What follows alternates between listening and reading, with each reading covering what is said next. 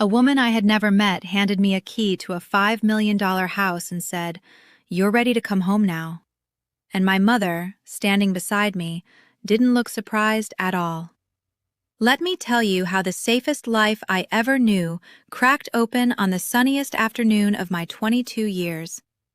My name is Lily Mitchell, and until that morning I believed two simple things: that I had been a lost child once, found by luck outside a supermarket, and that the woman who raised me, Sarah Mitchell, loved me the way ordinary mothers love, quietly, stubbornly, without conditions. I was the top bioengineering graduate of my class, a girl who trusted evidence and trusted her mother more. This is the story of the day both of those certainties began to lie to me, told from the inside of a heart that took far too long to understand what its own eyes were seeing. The auditorium smelled of hot camera lights and cheap carnations. When they called my name, I heard one voice rise above the polite applause: Sarah, on her feet, clapping like the sound itself could carry me across the stage. She wasn't a woman who cried easily. She just pressed her knuckles to her mouth and let her eyes go bright, and that was more than enough. I had memorized that face my whole life. I thought I knew every version of it. Afterward, we did what we always did.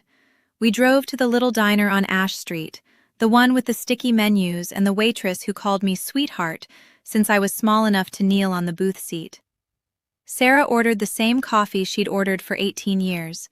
She slid a worn photograph across the table, a 4-year-old girl in a red coat, standing outside a grocery store, blinking into a stranger's camera. My first photo. The only one from before. "You were so serious," she said softly. "You looked at me like you were deciding whether I could be trusted." "And?" I asked, the way I always did. "You decided I could," she smiled. "Best decision either of us ever made." If this story is pulling you in, subscribe to the channel, like this video, and leave a comment. It genuinely helps more than you know. We were laughing about my terrible freshman haircut when the bell over the door chimed, and the temperature of the room seemed to change. A woman walked in who did not belong to Ash Street. Everything about her was expensive and deliberate: the tailored coat, the low, steady heels, the way she moved through the diner as if she had already bought it and was merely inspecting the fixtures. She stopped at our booth. She looked at me the way a collector looks at a painting finally recovered. "Lily," she said, not a question. She said my name like she owned the syllables. I glanced at Sarah, expecting the polite confusion of a stranger's mother, but Sarah had gone very still, her coffee cup halfway down to the saucer. "My name is Victoria Hayes," the woman said. No tremor, no tears, no apology stitched anywhere into her voice. "I know this is sudden. I've waited a long time to be able to do this properly." "Do what?" I heard myself ask. She reached into her coat and set something on the table between the ketchup and the sugar packets. A key. Heavy, brushed metal, attached to a leather fob embossed with an address and a neighborhood I only knew from magazines. "You're ready to come home now," Victoria said. "The house is yours. Everything is prepared. It always was." I laughed.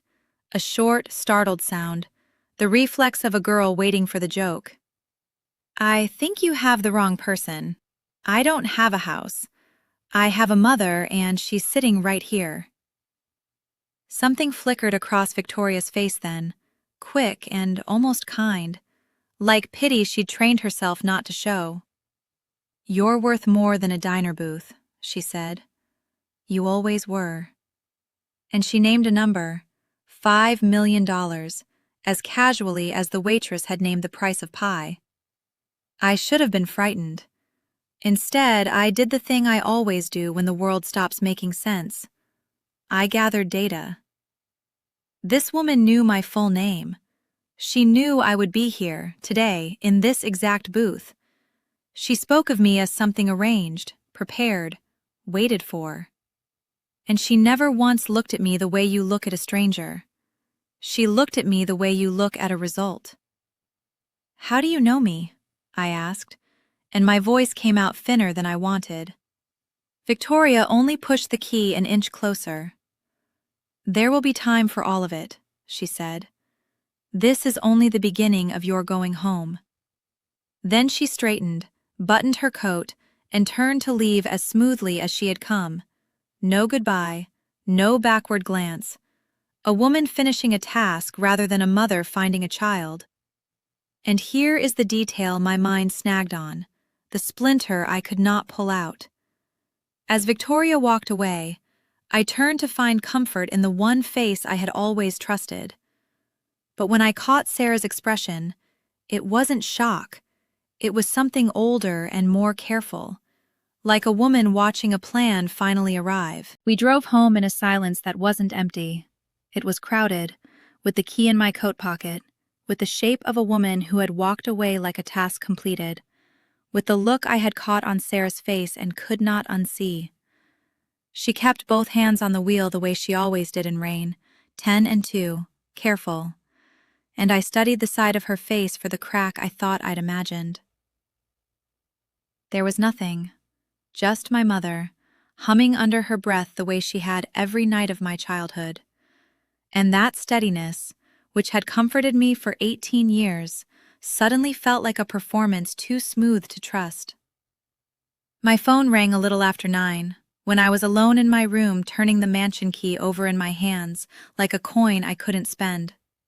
No name on the screen, just a number I didn't know, and somehow already did. "You found the diner," Victoria said, before I could speak. "The corner booth. You always sit facing the door." Her voice was calm, almost fond, the voice of someone reciting a fact she had known for years. "You did that even at 4. You never liked having your back to a room." I hadn't told her that. I had never told anyone that. "How do you know where I sit?" I said. It wasn't a question anymore. "I know a great many things about you, Lily." A soft sound, not quite a laugh. "I know your thesis is on behavioral heritability, how much of a person is written before they're born. I know you rewrote your conclusion 3 times because the data frightened you." A pause, delicate, surgical. "I know you still don't sleep with the closet door open. You had nightmares as a small girl, the same one, over and over. A white room, no corners." The phone felt cold against my ear. I had never spoken of that dream aloud. Not to a therapist, not to a friend, not to Sarah. It lived in the oldest, wordless part of me, the part from before memory had language, and this stranger held it like a photograph she'd owned for years. "There was a rabbit," Victoria went on, gently, as if she were doing me a kindness. "Gray, with one ear stitched crooked. You called him Mr. Bell. You lost him when you were 6, at the county fair, and you cried for a week." Her tone didn't change. "I always wondered if you'd remember his name." I did remember, and that was the splinter that went deepest of all. Because I had lost Mr. Bell 2 years after Sarah adopted me. 2 years after this woman was supposedly out of my life entirely. How does a stranger know the name of the stuffed rabbit I lost when I was 6, a rabbit I owned only in a life she was never part of? I hung up. My hand was shaking. Not from fear, exactly. From the vertigo of a floor tilting that you always believed was level. I found Sarah in the kitchen, wiping down a counter that was already clean. The overhead light was warm and yellow, and she was in her old cardigan, the one with the button that never matched, and everything about her was so familiar that my chest ached. This was the woman who had sat up with me through fevers, who had learned to braid hair from a video because she wanted to do it right, who cried at my graduation this morning like the ceremony was hers. "Mom," I said, and she looked up, and I saw her read my face in an instant, the way only a mother can. "The woman today, Victoria, she knows things about me, things she shouldn't be able to know, things from after you took me in." Sarah set the cloth down. She didn't ask who Victoria was. That was the first thing I noticed. She didn't ask. "Sit down, sweetheart," she said instead. I didn't sit. How did I come to you? I asked. The real version, not the story about the supermarket. Something moved behind her eyes, slow and heavy, like a stone shifting underwater. She pulled out a chair and lowered herself into it, as though her body had suddenly remembered its own weight. For a long moment she looked at her hands. There was a call, she said finally. Her voice was quieter than I had ever heard it. Before the supermarket. A man. He said there was a little girl who needed a home, and that I'd been chosen was the word he used, that the paperwork would take care of itself. All I had to do was be there, that morning, and say yes. She swallowed. And I wanted a child so badly, Lily. So badly it hurt to breathe some days. So I went. And there you were, standing by the carts in your little red coat, exactly where he said you'd be. The kitchen seemed very far away and very close at the same time. You never questioned it? I whispered. A stranger calls, tells you where to find a child, and you never once wondered why? And here it came, the moment I would replay for the rest of my life. My mother, who answered every question I ever asked before I finished it, who never hesitated, who was the fastest, surest voice I knew. My mother went quiet. She looked at me, and her eyes were wet, and she took a breath that lasted a heartbeat too long, and then another. I did wonder, she said, slowly, so slowly the words seemed to cost her something. But I chose not to look too deep. And in that pause, in the space between the wondering and the choosing, I understood something that would never leave me. My mother's love had always been real. I had never once doubted it, and I did not doubt it now. But her love and her silence had lived in the same room my whole life, side by side, sharing the same warm yellow light. She had held me and looked away at the very same time. And I had grown up inside that room, never knowing there was a door.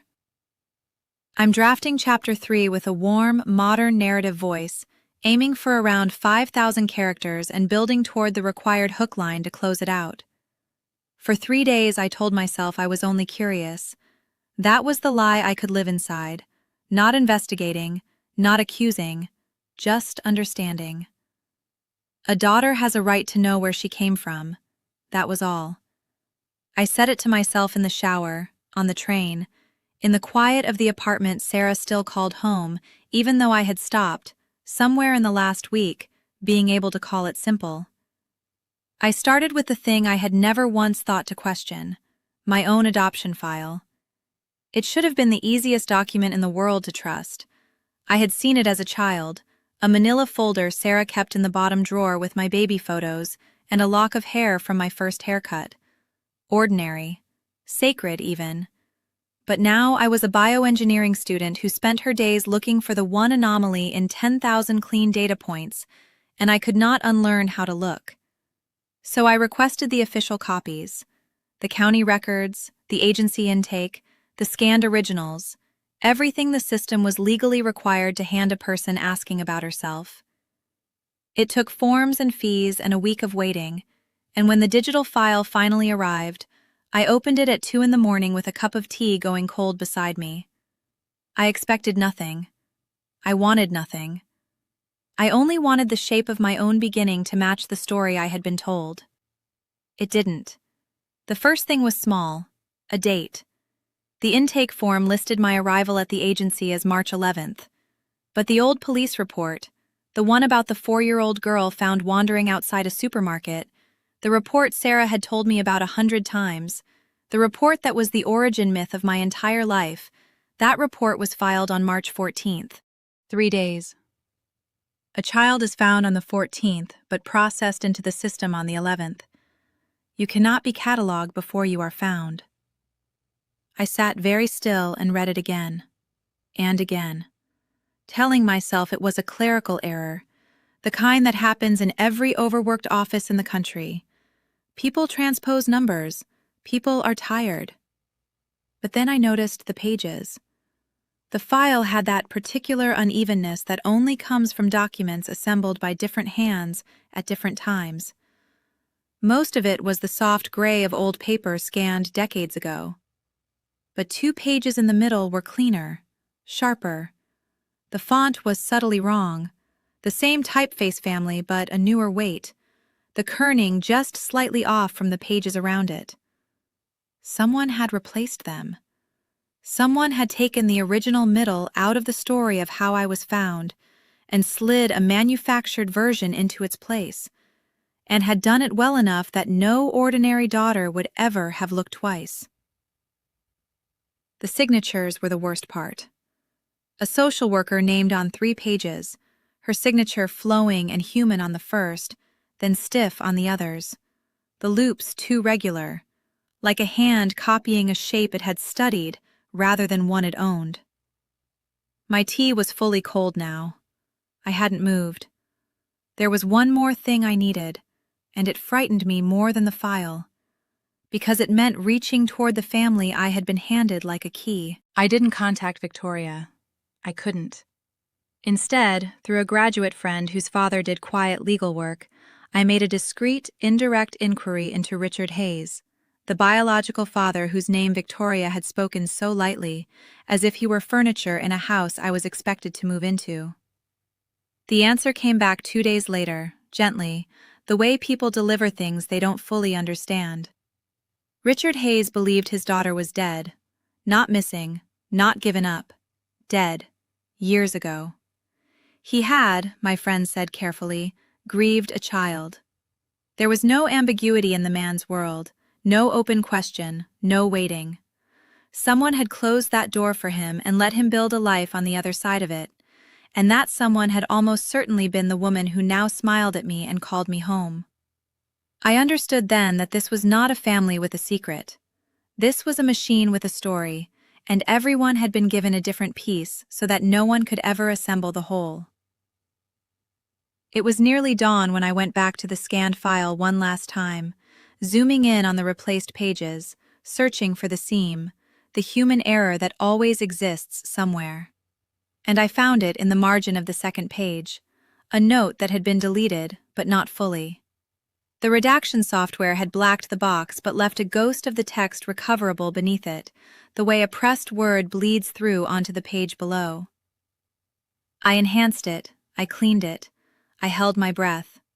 The recovered note reads, "Subject relocated as planned. Not child. Subject. Subject." The word followed me for 3 days like a low sound under everything else, under lectures I no longer heard, under the hum of the refrigerator in the mansion I refused to sleep in.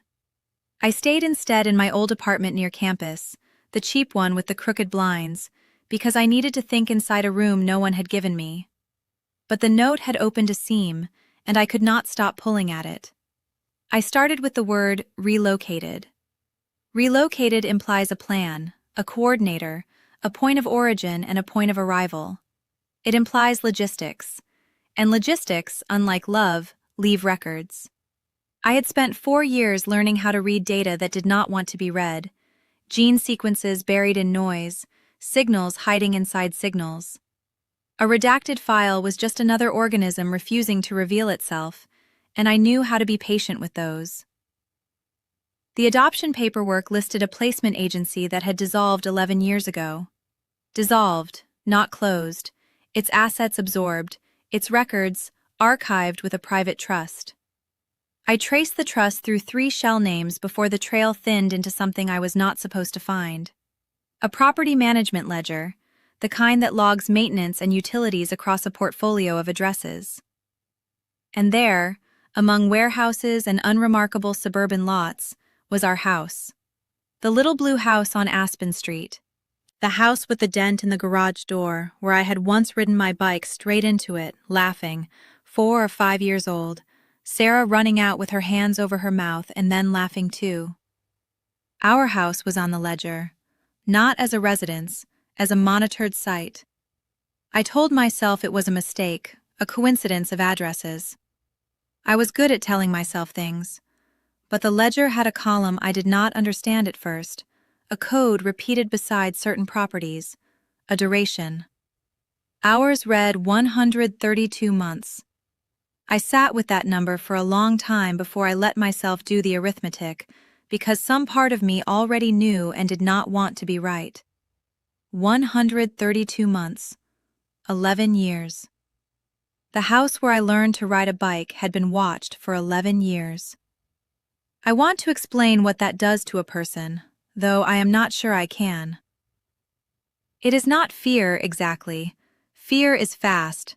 This was slow, geological. It moved backward through my life and touched every memory I had ever trusted, and where it touched, the warmth stayed but the privacy died.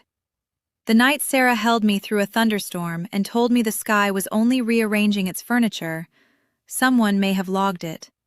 My first period, the awful, embarrassed morning she left pads outside my door without a word, so I would not have to ask. Someone may have noted the date, the birthday she could not afford, but somehow made anyway.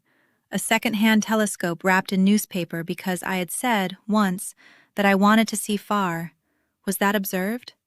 Was my wonder a data point? Was her sacrifice? I found myself standing in the middle of the apartment with no memory of having stood up. Because here is the thing that undid me. It was too much for one woman. Victoria could hand me a key and a smile. Victoria could rewrite an adoption file. But Victoria could not maintain covert surveillance on a working-class house for 11 years. The equipment, the personnel, the money, the sheer institutional patience of it. This was not a jealous mother reclaiming a lost child. This was an apparatus.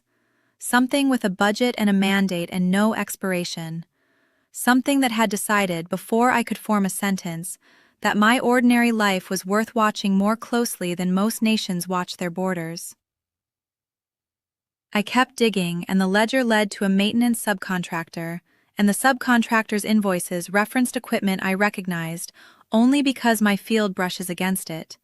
Low-light optics, ambient audio capture, environmental sensors. Someone had wanted to know not just what I did, but the temperature of the rooms I did it in. Someone had wanted the ambient data of a childhood. Near dawn again, I was becoming a creature of these blue hours. I broke into an archived index attached to the trust, expecting more property codes. It was not property, it was me. A behavioral log, indexed by date, each entry clipped and clinical, a life reduced to observed events. First word, recorded at 19 months, with a phonetic note. First fever, with a temperature and a duration and a bracketed remark. Maternal response within expected parameters. First lie. I was 6. I had said I brushed my teeth when I hadn't, logged with something almost like satisfaction, a check mark beside the word deception on set. Someone had been in every room with me, not watching from outside, inside, all along. And they had been taking notes. The notes had a shape to them, and the shape kept me awake long after the birds started. A log needs a logger. Someone had sat with a device and a template and turned my first fever into a data point, and the more I stared at those bracketed remarks, the more one phrase snagged like a thread on a nail. Maternal response within expected parameters. Expected. As if my mother's love had been a hypothesis someone was testing, and it had performed adequately. I did not want to follow that thread. I want to be honest about that. I sat in the blue dark with my hands flat on the desk, telling myself that surveillance did not mean collusion, that a watched child could still have been genuinely loved, that Sarah pouring soup into me at 2 a.m. was not a variable behaving as predicted. I believed that. I needed to believe that the way you need a floor under your feet, but there was a file I had been avoiding. It sat in the recovered directory under a string of numbers, corrupted, flagged unreadable, an audio fragment that 3 different programs had refused to open. I had told myself it was probably nothing, dead air, a bad transfer. The truth is, I had been afraid of it. So near dawn, because I was tired of being afraid in the abstract, I decided to be afraid in the specific. I pulled the file apart bite by bite, rebuilt the header, reconstructed the missing frames the way I'd been trained to reconstruct anything degraded, patiently, without hope, until hope became irrelevant and only the work remained. It took 2 hours. When the waveform finally resolved into something with peaks and valleys, I put on the headphones and pressed play before I could talk myself out of it.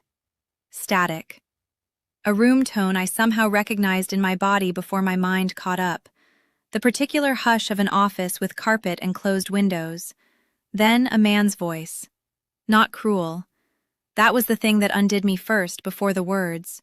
It was calm, unhurried, the voice of someone reading aloud from a folder he had read many times. The voice of a man for whom this was Tuesday.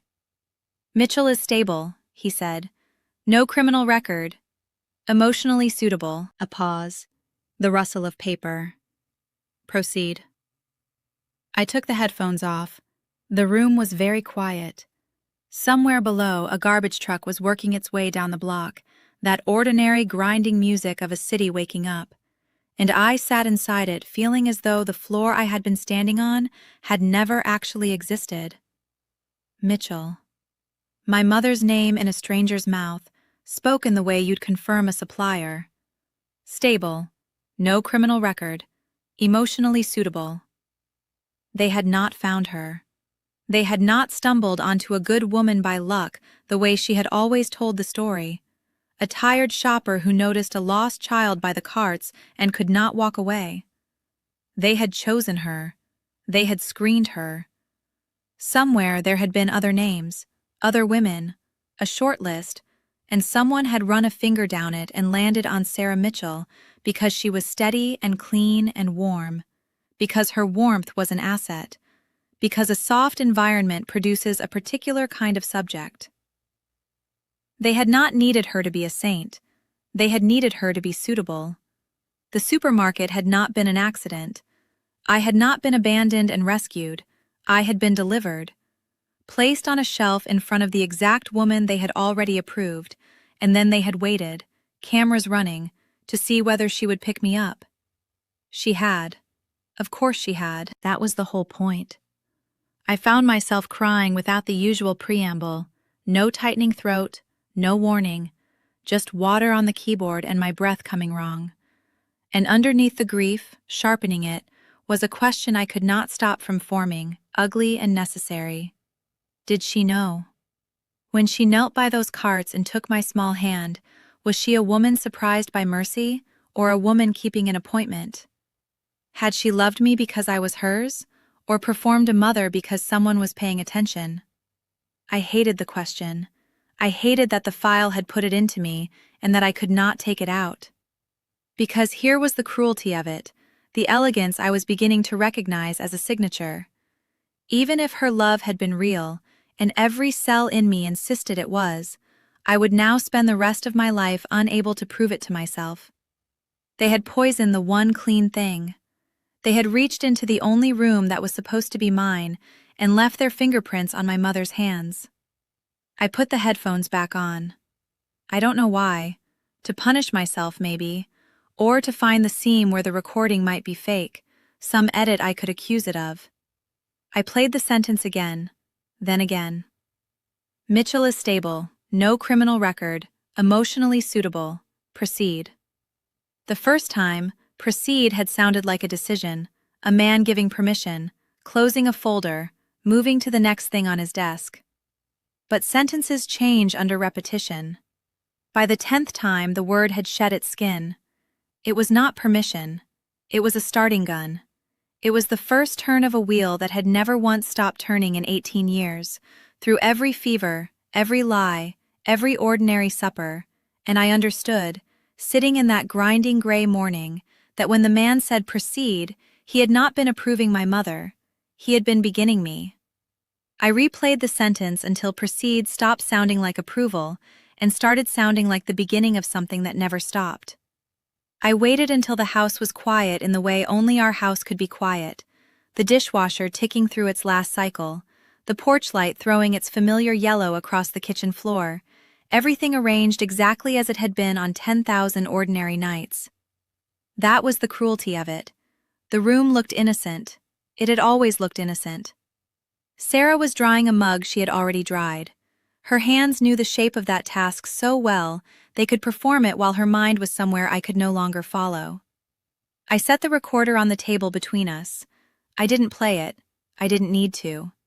She looked at the small black rectangle the way a person looks at a door they have kept locked for so long they've forgotten it opens from both sides. "Mom," I said, and my voice came out steadier than I expected, steadier than I felt. "I need you to not comfort me. I need you to not soften it. I just need the truth, once, the whole way through." She put the mug down. She didn't reach for me. That was how I knew this was going to be different. Every other hard moment of my life, she had reached for me first. "Ask," she said. So I asked the question I had been carrying up the stairs and down again for 3 days, the question that had rewritten every birthday and every fever and every school play behind me.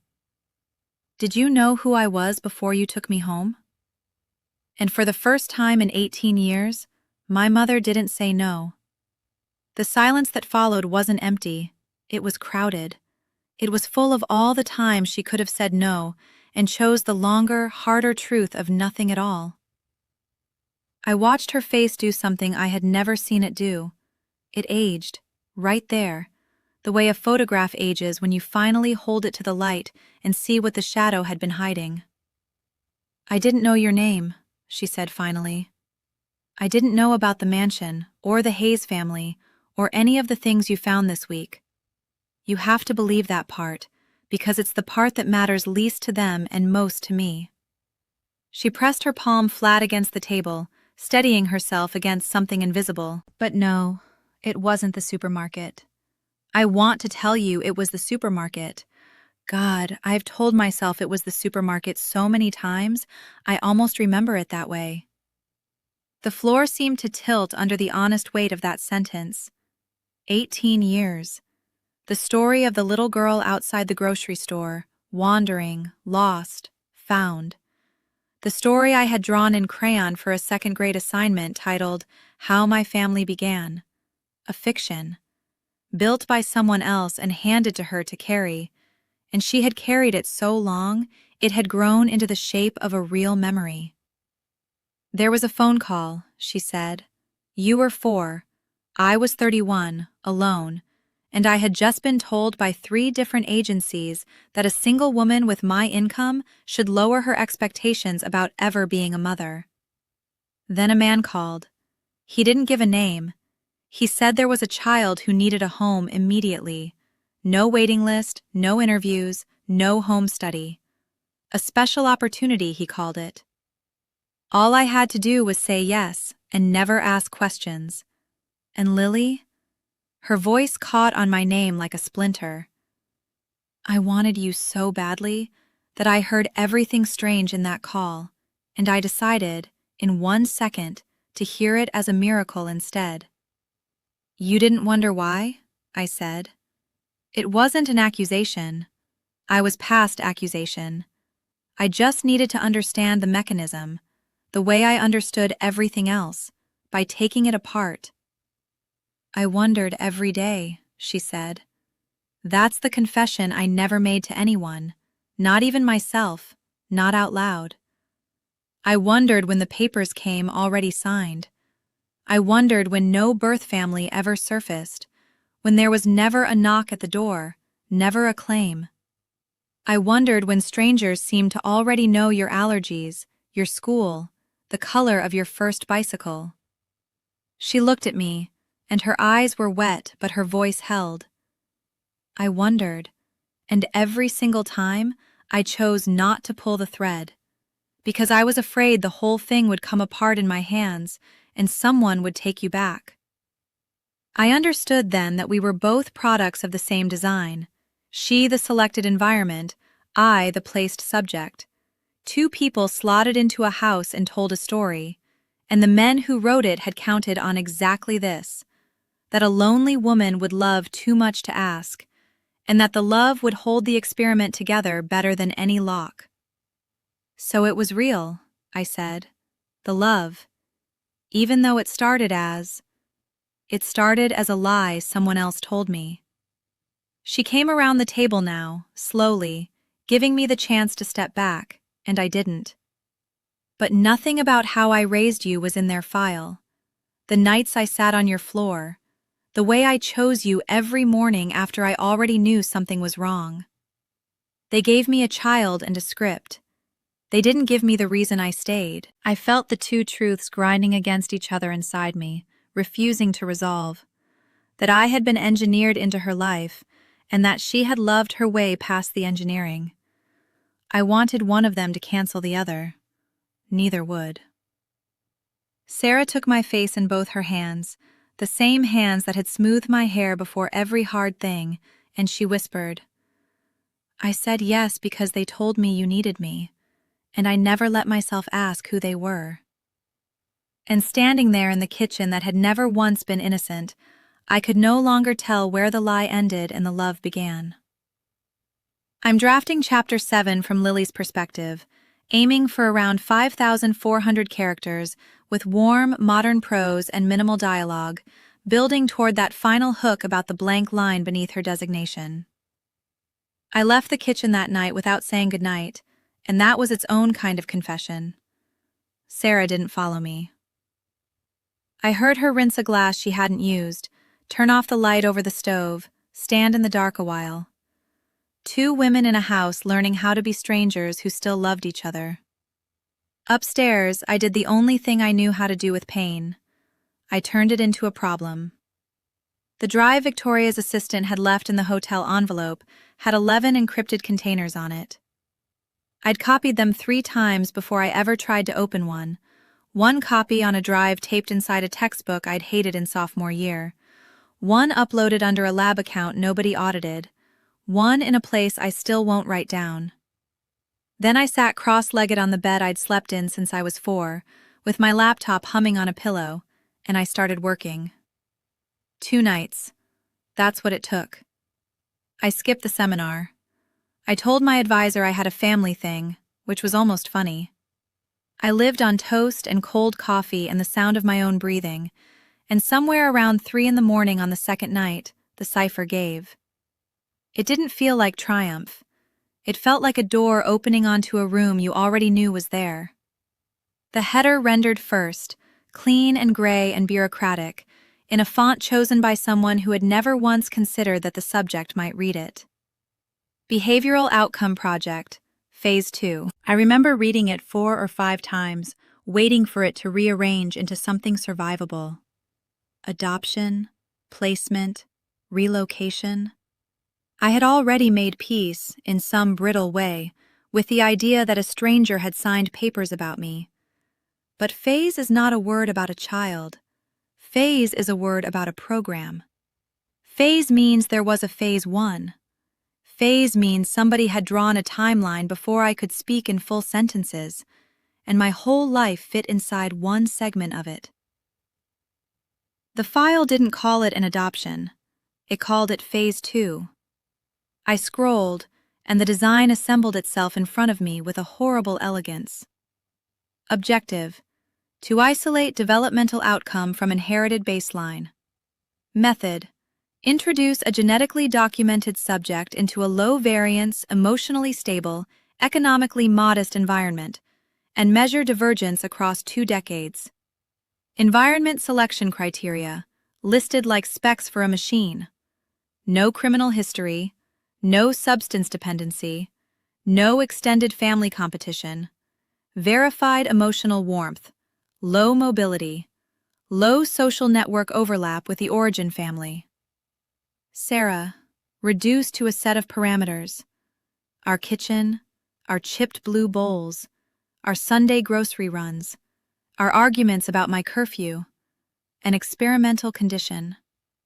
The word they used for her, over and over, was the environment. And me. I was not Lily anywhere in that document. I was a designation. A letter, a hyphen, a number. Every kindness of my life had been logged against it. My reading level at 6, my growth curves, my scholarship, the bioengineering acceptance letter I had opened on the porch while Sarah cried into a dish towel. That letter appeared in an annex as milestone achievement consistent with projected range. Consistent with projection. They had guessed I would become this. They had guessed this, the exact shape of me, the thing I thought I had built with 4 years of insomnia and stubbornness. I got up and walked to the window because I couldn't stay in my body. Outside, the street was doing what it always did at 4 in the morning, which is nothing. A sprinkler 2 houses down. The Andersons' cat crossing the asphalt like it owned the deed. All of it suddenly evidence. If they had measured me for 18 years, then they had measured this street, this cat, this sprinkler.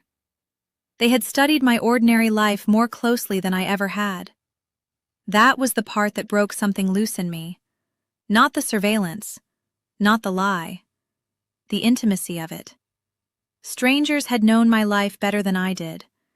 They had a version of my childhood more complete than my own memory, annotated, cross-referenced, filed. They knew which year I stopped sleeping with the light on. They probably knew why. And then, somewhere past the appendices, the tone of the document changed, and I understood I had been reading the small part. Phase 2 was not the project. Phase 2 was a segment. The charter opened with a mission statement written in the calm, patient voice of a man who expected to be dead before his work was finished. The demonstration that human outcome is a designable property, given sufficient control of environment across generations. Generations, plural. Not a study, a lineage. There was a comparison set. Subjects prior to me described in fragments: a boy raised in institutional care, a girl placed with a family of academics. One entry marked only terminated, non-compliant environment, with no explanation and no name, which I have not stopped thinking about since. Decades of it. Children turned into control groups by people who used the word ethics in fundraising letters. I stopped crying at some point without noticing. What replaced it was colder and much more useful. For 6 days I had been someone things were happening to. Now I had the blueprint. I knew what they wanted, how they measured, what they called success, and you cannot be steered by a hand you can see. Knowledge was the first thing in my life that had been mine before it was theirs. I opened the subject registry to read it properly, to learn the names of everyone who had been where I was. They were listed by number, in order, down the left margin, a column of human beings compressed into digits. I found my designation near the bottom and put my finger on the screen like a child following a line of text. Mine was not the last entry. Beneath it, the table continued for one more row, fully formatted, fully bordered, the fields laid out and waiting. Subject, origin, environment, commencement date, all of it blank, reserved. I closed the laptop on that empty row and sat in the dark of my apartment for a long time, listening to the refrigerator hum. A reserved line. Someone had already built the container for a life that had not started yet. I kept thinking about how neat the borders were. She came the next evening, in the rain, without calling first. I knew it was her before I opened the door, because the knock had that particular rhythm. 3 taps, unhurried, the sound of a woman who had never in her life waited long for anything. But when I turned the latch, the woman standing in my hallway did not match the sound. Victoria Hayes had come to my graduation in cream silk with her hair pinned like an oath. Now her coat was soaked at the shoulders, her lipstick was gone, and she was holding her handbag with both hands, the way people hold something to keep their fingers from being visible. They were visible anyway. Her hands were shaking. Something in my chest turned over, and I hated it, that reflex of concern, that trained human softness reaching out toward the person who had put me on a curb outside a supermarket 18 years ago. I stepped back and let her in. She looked at my apartment the way an auditor looks at a room, taking inventory of the cheap kettle, the second-hand desk, the wall of textbooks. Then she sat on the edge of my couch without being invited and said nothing for almost a minute. "You've been in the archive," she said finally. I did not answer. I made tea because my hands needed a task and because I wanted her to sit in the silence and feel how long it was. When I put the cup in front of her, she picked it up and the surface of the liquid trembled, and she set it down again and folded her hands in her lap to hide it. "How long have you known I found it?" I asked. "Since Thursday." Her voice was thinner than I remembered. "They know before I know. That's how it works. I get told what has already been decided, the way you'd tell a driver the route." "You," I said. "You're the woman who handed me a $5 million house like a receipt." "Yes. And now you're telling me you're the driver." She looked up then, and I saw it for the first time. Not coldness, not composure, but the thing composure had been built over. Fear. Old, structural, load-bearing fear. The kind that has been holding up a person for so long that if you removed it, she would collapse. "You think the Hayes family is the top of this," she said. "That was the shape of it, wasn't it, in the files? A wealthy family, a private clinic, a woman who gave away her daughter. Neat, comprehensible, something you could hate." She almost smiled. "The Hayes name is a storefront, Lily. There is a network behind it. Capital on one side, laboratories on the other, and a research arm that publishes almost nothing. Foundations that fund universities, venture funds that own hospital chains. It's not a conspiracy in the way films need it to be. It's an ecosystem. It has quarterly reviews. And you were part of it." "I was raised inside it." She said it flatly, as a fact of geography. "I was in the room when Phase 2 was designed. I read your intake profile before you were born. I approved the environment criteria." Her jaw moved. "Emotional stability. No criminal record. Sufficient warmth. Insufficient resources." I wrote the word warmth into a specification. I thought about Sarah standing in our kitchen at 11 at night, cutting the crusts off my sandwich because I'd cried about a spelling test. I thought about that being a variable someone had selected for, and I had to put my hand on the counter. "Then why come back?" I said. "If you approved all of it. Why the key? Why the mansion? Why the performance of a mother reclaiming her daughter?" And that was where she broke, not loudly. Victoria Hayes did not break loudly. Her mouth simply stopped being a straight line, and she pressed 2 fingers against her lips as though to hold the shape in place. And when she spoke, her voice had the crack of something being carried while already damaged. "Because I've been removed," she said. 18 months ago I lost my seat. I was told my judgment had become sentimental." A short, ugly laugh. "That's the word in the minutes, sentimental." I had started asking about aftercare, about what happens to subjects at maturity. That was enough. Now I'm shown documents I used to sign. I'm sent cars I used to dispatch. I am a line item, Lily. I am on the same page you are, further up. "Richard doesn't know," I said. "Richard was told you died at 4. I let him believe it for 18 years because a grieving father is stable and a searching father is a liability." Her eyes were wet and furious. "I destroyed my husband to protect a protocol I no longer control. Do you understand what that makes me? I'm not the villain in your story. I'm the previous draft of you." The rain kept going against the window. I did not comfort her. I stood there with a dish towel in my hand like an ordinary daughter in an ordinary kitchen and let her finish. "So the house," I said. "The key. Say it properly." She lifted her chin and the aristocracy came back into her face for one last moment, and then it left for good. "I gave you back not to reclaim you," Victoria said, "but because I'm no longer allowed to keep you.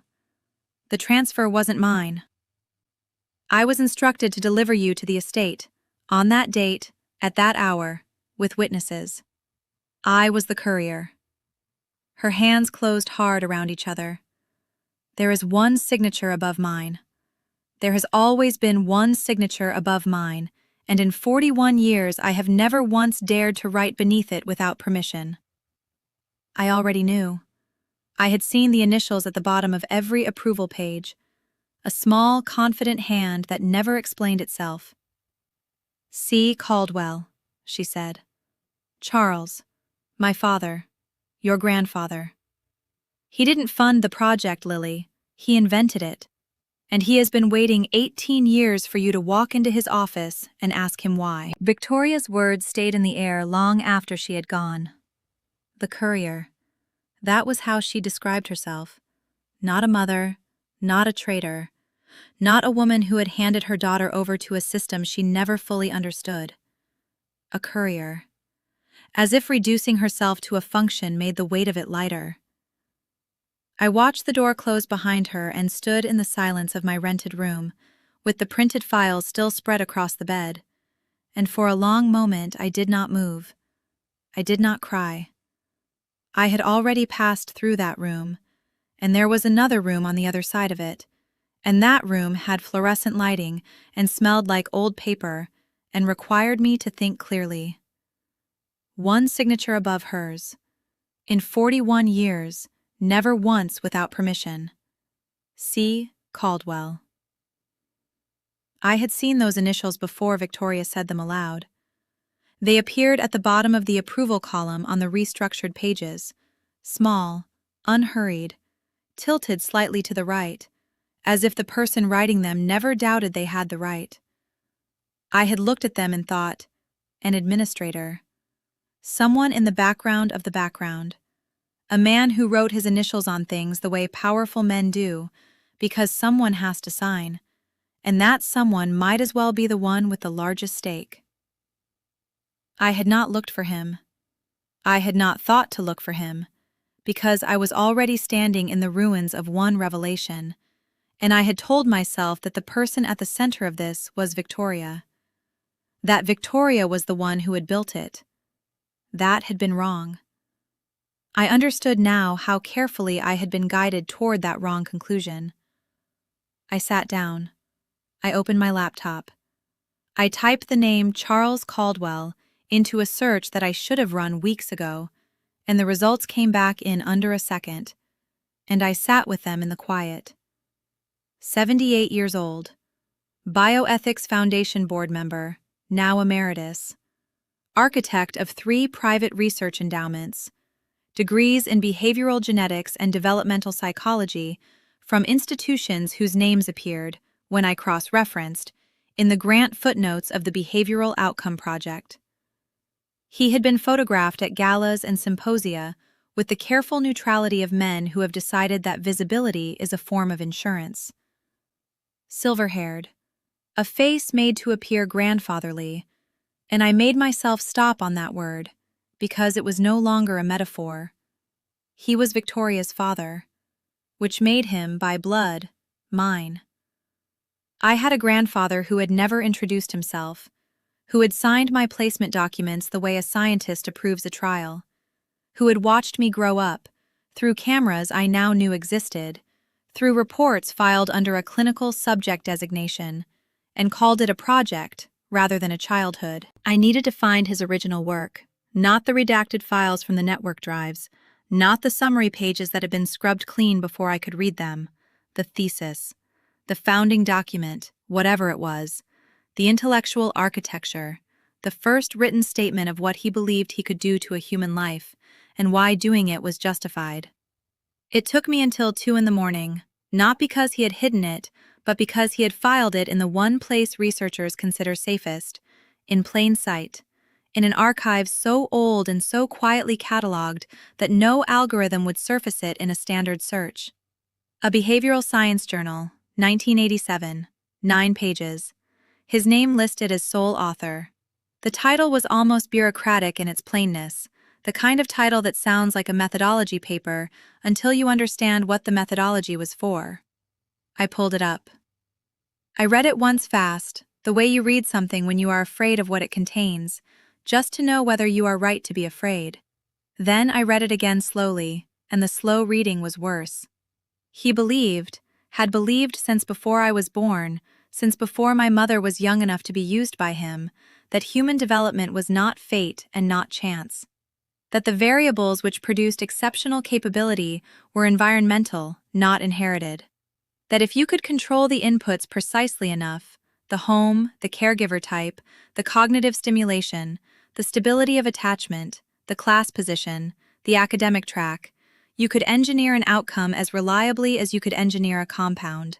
Not a person exactly. An outcome wearing a person's face. His language was measured, academic.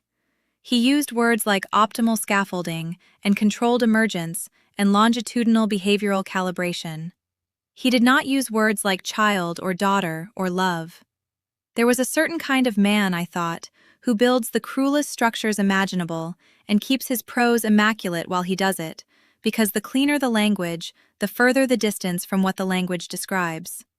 The argument ran through 9 pages, dense and footnoted and internally consistent, and it ended with a section titled Future Applications, which laid out in 3 concise paragraphs how a long-term observational study could test his framework in a real environment, with real subjects, without intervention, just placement, monitoring, and patience.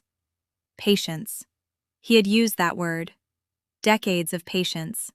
As if watching a child become a person, without her knowledge, without her consent, was an act of restraint rather than of theft. I had stopped moving. I was aware of this distantly, the way you become aware of stillness only when you've been in it too long. My hands were flat on either side of the laptop. The room was very quiet. Outside, a car passed, and the headlights moved across the wall and disappeared. I scrolled to the final page. There was a handwritten edition, not printed, not typed, actually written, in ink, in that same unhurried hand that tilted slightly to the right. A note in the margin of his own paper, added at some later date because the ink was a different weight than the text. It read, "A person can be designed if you only control the room they grow up in." And below it, added later still, in the same hand, a single name. My name. Lily. Underlined once, quietly, as if he had simply confirmed something he had always expected to be true. I did not sleep that night. I closed the laptop, but the sentence stayed open in me. A person can be designed if you only control the room they grow up in. And by morning, I understood that reading it 100 more times would change nothing. There was only one room I hadn't entered yet, so I went to him. Charles Caldwell did not make me wait. That surprised me more than anything else could have. No secretary, no delay, no theater of importance. The doors of his study opened as if he had been expecting me since the day I was 4 years old and standing alone outside a supermarket, which, I now understood, he had been. He was older in person than in the photographs, smaller even, a man who had folded decades into a body that no longer advertised its power. But his eyes were exactly what I feared, calm, interested. The eyes of a man watching a result arrive precisely on schedule. He gestured to the chair across from him. I stayed standing for a moment, only to prove I could, then sat, because pretending otherwise was beneath us both. I had rehearsed accusations. I had rehearsed the file, the recording, the phrase behavioral outcome project, the deleted note that had called me subject instead of child. I had imagined myself throwing each one across the desk like evidence in a courtroom. But sitting there, in front of the man who had built the architecture of my entire life, I found I didn't need to perform outrage. He already knew everything I knew. He knew it better. He had written it. "You're not going to deny it," I said. It wasn't a question. "Why would I?" He folded his hands. "Denial is what people offer when they're ashamed. I'm not ashamed, Lily. I'm proud."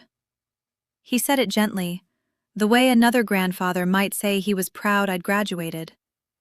"You are the most complete work of my life." There it was, the thing that made my throat close. Not cruelty, affection. He looked at me the way an artist looks at a painting that finally became what he'd imagined, And the horror of it was that some buried, engineered part of me wanted to be seen that way. I hated that want. I recognized it as his, planted in me, and I hated it more. "You took a child," I said. "You watched her. For 18 years. Sarah, the abandonment, Victoria, all of it. Arranged." "Placed," he corrected softly.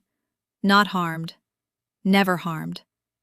I chose Sarah because she was stable, kind, incapable of cruelty. I gave you the safest room I could build. Most children are raised by accident, by whoever happened to want them. You were raised by design, by someone who studied exactly what you needed." He leaned forward slightly. "Tell me that isn't a kind of love." "It's ownership," I said. "You don't love a variable. You measure it." Something flickered in his face. Not guilt, but appraisal. He was noting my response, filing it. Even now, even here, I was still generating data for him, and the knowledge made me feel like something behind glass. Then he asked the only question he seemed to care about. He didn't ask if I was angry. He didn't ask if I would expose him, or run, or scream. He looked at me with what I can only call tenderness and said, "Are you happy, Lily?" The room went very still. Outside the tall windows, the garden held its breath, because here was the trap, elegant and total. If I said yes, I proved him right, that a designed life could produce a whole and contented soul. If I said no, I proved him right again, that the subject had merely malfunctioned, a flaw to correct in the next iteration. There was no answer that belonged to me. He had built the question so that every door opened back into his house. So I said nothing. I let the silence stretch until it stopped being his instrument and started being mine. I watched him wait, and for the first time I saw a crack, the faint impatience of a man who had never been left without a data point. My silence was the one variable he could not record. He recovered, of course. Men like him always recover. He sat back, and something shifted in the air, some final gear turning into place. "You think this is the end," he said. "The confrontation, the truth exposed. You imagine credits rolling." He almost smiled. "But nothing ended, Lily. The project simply changes phases, the way you did, from 4 to 12 to the woman in that chair. Phase 2 was observation. Phase 3 is something else entirely." I felt the floor of the world tilt. He reached into the drawer with the unhurried motion of a man who had planned this moment for 2 decades. He slid a folder across the desk until it stopped, precisely, in front of me. My name was on it. Not as subject this time. "Phase 3 needs a new observer," he said. "And no one understands the subject better than the subject." And I understood, with a cold, total clarity that felt almost like being born, that he was not offering me the truth, or an apology, or an escape. He was offering me the chair he sat in, the power to continue the very thing that had made me. I'm drafting the final chapter from Lily's perspective, aiming for around 5,400 characters with a warm, modern narrative voice and no structural markers. I did not touch the folder. That was the first thing I chose, and it turned out to be the only thing that mattered. For a long moment we sat there, my grandfather and I, in a room designed to make people feel small. I could feel the shape of what he wanted from me, some tremor, some hunger, some flare of righteous fury he could log as reaction consistent with projection. He had spent 18 years learning the grammar of my responses. He knew what I did when I was afraid. He knew what I did when I was proud. The only thing he had never been able to measure was what I would do when I understood everything and still refused to perform. So I did the arithmetic he had trained me to do, and I ran it on him. If I went to the press, I would become a headline for 1 season and a footnote forever, and the network would dissolve into holding companies and shell foundations before the first subpoena landed. If I burned the servers, I would destroy the only record that Sarah Mitchell had been chosen rather than merely lucky, the only proof that her love had been aimed at me on purpose by someone else and had still, somehow, arrived as her own. If I ran, I would be a data point in motion, and he would watch me run and call it Phase 3 anyway. I could have burned it all down. Instead, I chose the one thing no one designed me to do.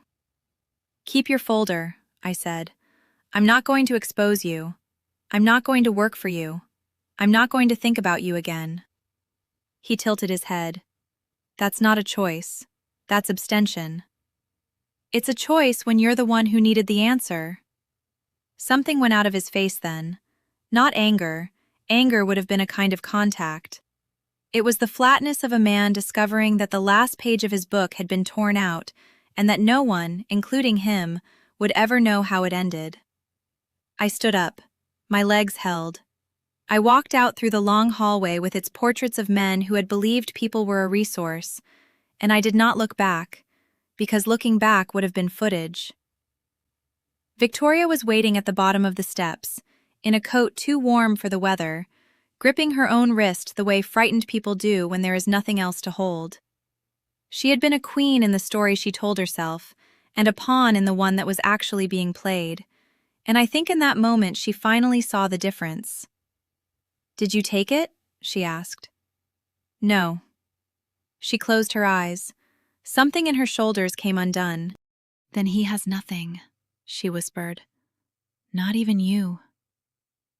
I looked at this woman who had handed me a $5 million key and called it love, who had let my father grieve a dead daughter for 18 years so the design would stay clean. I did not forgive her. Forgiveness felt like something that would take years, or never. But I said the only true thing I had. "Tell Richard I'm alive. Not because he's owed a daughter. Because he's owed the truth." Then I drove 3 hours to a small blue house with a crooked porch light, where the kitchen still smelled like burnt coffee because my mother had never learned to stop distrusting timers. Sarah opened the door and did not ask anything. That was her whole language, the waiting, the not asking. 18 years ago it had been complicity. Tonight it was mercy. She poured 2 cups, sat across from me at the table where I had done my chemistry homework, and let the silence be a place I could put things down. I told her all of it. The signature, the phases, the chair he offered me. She listened with both hands around her cup, and when I got to the recording, "emotionally suitable, proceed," her mouth trembled once, and she said, so quietly it barely carried, "I always knew I hadn't earned you." "You didn't earn me," I said. "You chose me. Every day after, that's different. And it's better. And it's the only part of this whole thing they couldn't fake." She started crying then, the ugly, silent kind, and I let her, because comfort offered too fast is just another way of asking someone to stop being honest. Outside, a car passed. No camera in the hallway anymore. I had found them, all 4, and I had left the empty mounts screwed into the plaster like scars, because pretending a wound never happened is how you let someone give you another one. Before I left, I stood in the doorway with my keys in my hand, and I said the thing I had been assembling in my chest for weeks. I'm not what they made, but I'm not who I was either. Don't wait for that girl to come back, Mom. She was real. She just isn't the whole of me anymore. Sarah nodded, and she did not argue, and that was the bravest thing she ever did. I went home. I finished my thesis. I got a job in a lab where the worst thing anyone did was mislabel a sample. I learned to sleep. Some nights I still catalog my own reactions like a stranger's data, and some nights I don't, and the second kind are becoming more frequent, which is, I suppose, its own quiet form of victory. Love that begins in a lie can still be real. I am the proof, and I refuse to be the evidence. Somewhere, in a room I will never enter, a monitor wakes in the dark. A new file opens. Subject, Next Generation. Project, Mitchell Line. And the cursor blinks, patient, indifferent, waiting for whoever decides to keep watching.